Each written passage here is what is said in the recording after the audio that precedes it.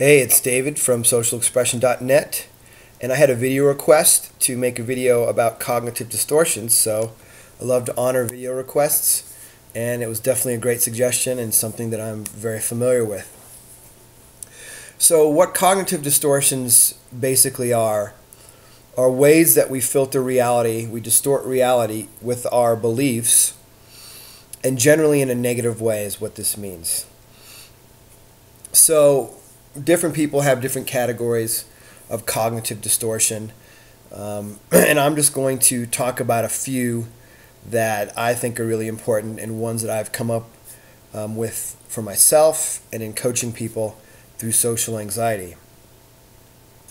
The first one that's really common, it's probably one of the most common ones I hear, is what I call absolutist thinking, or they call it all or nothing thinking, where it's an always or never situation. So when I go out, I say people always stare at me and are always judging me, or I always feel anxious whenever I go out. So while it's true that you might always feel anxious, by you stating that to yourself, that's the belief coming out in a verbal form and continuing to distort your reality into you making it into, distorting it into this reality that you don't want.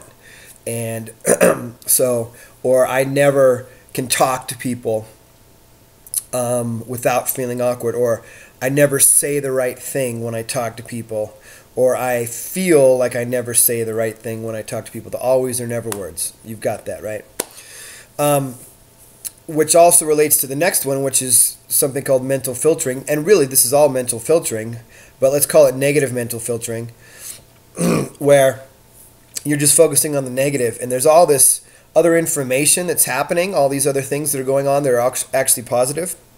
But because your filter set is such, all the positive things, they get caught right here, and all the negative things just come right through. So you see the negative through, positive gets stuck, boom, boom, boom. Maybe once in a while a positive gets in, but most likely you're quickly going to discount it and just kind of blow it off, okay? So that's also mental filtering, is when it comes in. If it comes in, it really won't. It'll just, anything positive will just bounce out, and you just deny the positive information because of your belief set in your system, the way you're living. And remember, beliefs aren't just linguistic. They aren't just in words or images. They're in your body. They're in your emotions. It's all in there. So when I work with people, we look at everything because you embody your belief. It's not just only in your head. It's throughout you, okay? Excuse me. The next is jumping to conclusions. It's when you get some information in, and so somebody like looked away from you, and you automatically jump to the conclusion that that means that you're weird or awkward or whatever, and you automatically take that information and run with it, so it fits your distorted reality. It fits your belief system.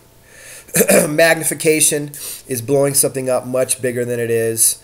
You get into a social situation, and what happens is you might start talking to somebody, and then maybe you do say something awkward or something out of place.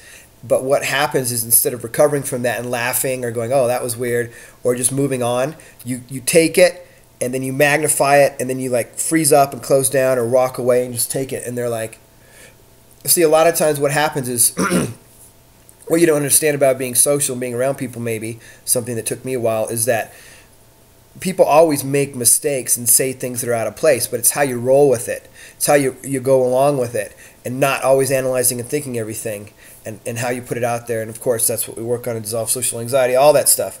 But the key is to do the inner work, to really separate and see what you're doing, how you're creating your reality via your beliefs.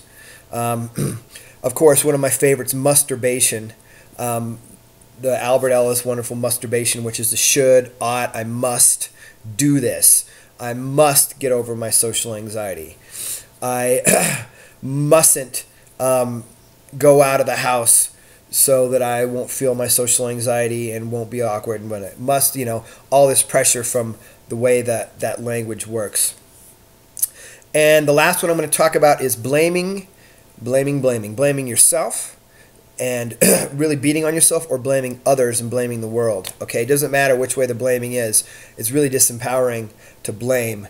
Even though I'm not talking about not taking responsibility. Certainly people can do things to you, and you can do things to other people and yourselves and all that. But when you put the blame in there, it actually locks it into place and doesn't allow for the flexibility to change that behavior, to change out of it.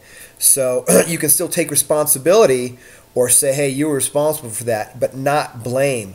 It's a much more neutral place to deal with something, is when we do it from a place of responsibility, and there are consequences, but to constantly blame and beat yourself, especially for having social anxiety, is really detrimental. And that's where things like compassion really come in, the practice of compassion, self-compassion.